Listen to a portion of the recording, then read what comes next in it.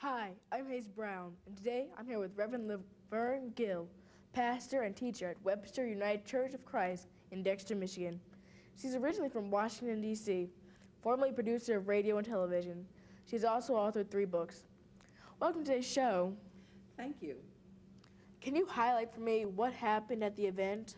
Initially, what we started to do was to have a program. And on the program, we had a state senator, State Senator Alma Wheeler Smith. We also had State Representative John Hanson, who represents the Washtenaw County area. And we had some young people dancing. The High Cone Kuumba troupe dancing, did a wonderful dance. And then we also had a presentation of a tribute to Michael Bishop, who is one of the children of Evelyn and McKinley Bailey. Who were the Baileys?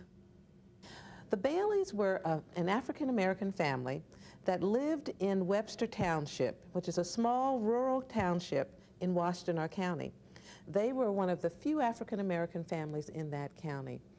And they were a family that adopted and took in as foster kids more than 250 children over their lifetime. And they did that bringing in children from everywhere long before people had standardized adoption processes and long before they had foster care processes. And so they were neighbors of the church. They were not members of the church, but they did send their children to the church. And when they died, they left money to the church to provide programming for young people. What were you hoping to create with the Bailey Youth Forum? Well, one of the things I wanted to do, first of all, was to make sure that we did for the Baileys what they had done for us and what they had done for many other young people.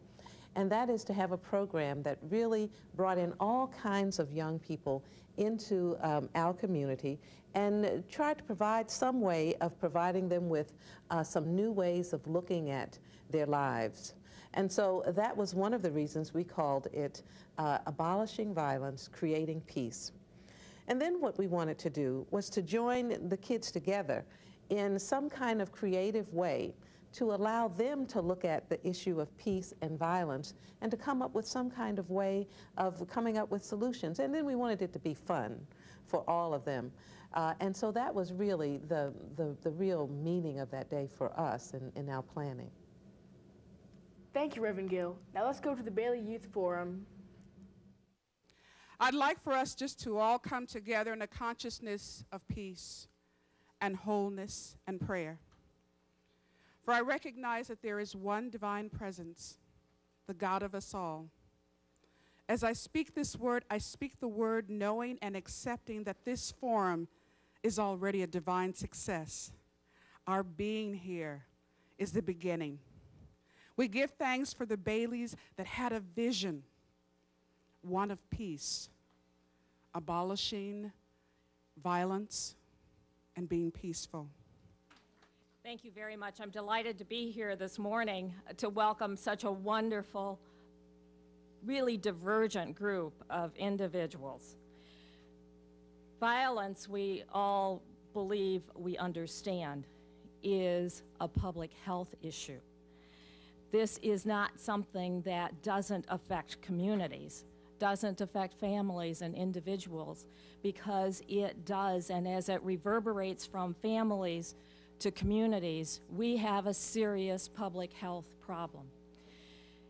I am so delighted by the efforts of Reverend Laverne Gill and the church and the community in bringing this opportunity together for young people, the ones who are going to make a difference in how we understand violence and how we respond to it.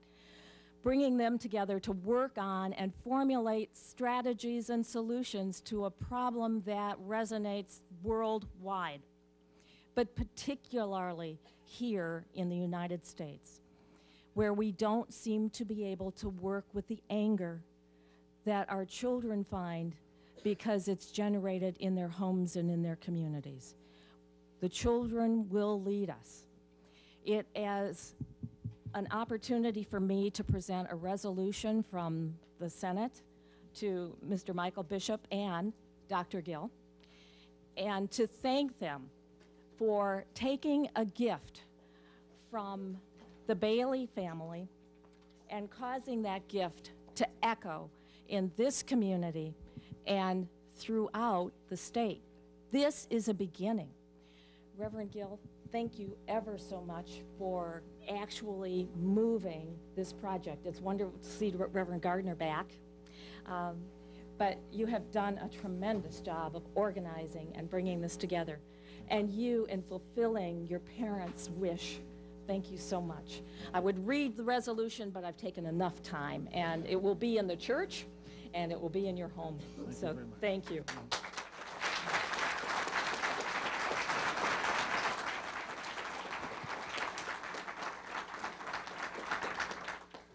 I'd just like to take this opportunity to thank everyone for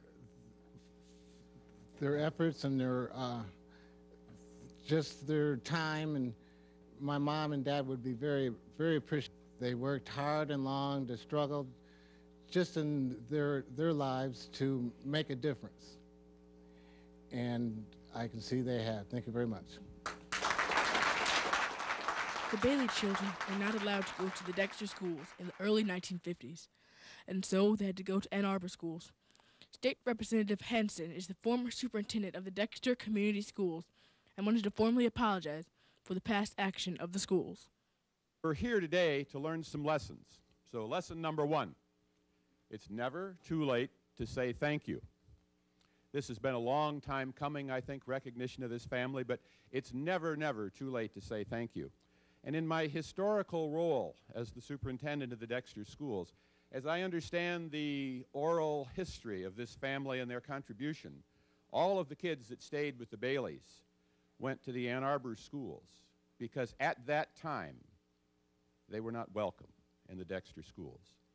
It's never too late to say you're sorry, and it's never too late to say that you are welcome in the Dexter schools now.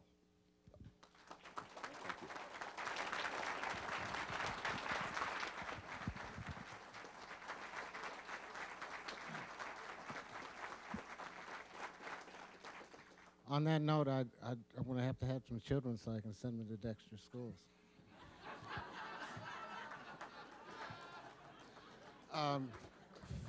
For you young people, I just want to say when times get hard and things aren't going just right, the sun is always going to shine tomorrow. And so you just have to remember that and keep a positive thought.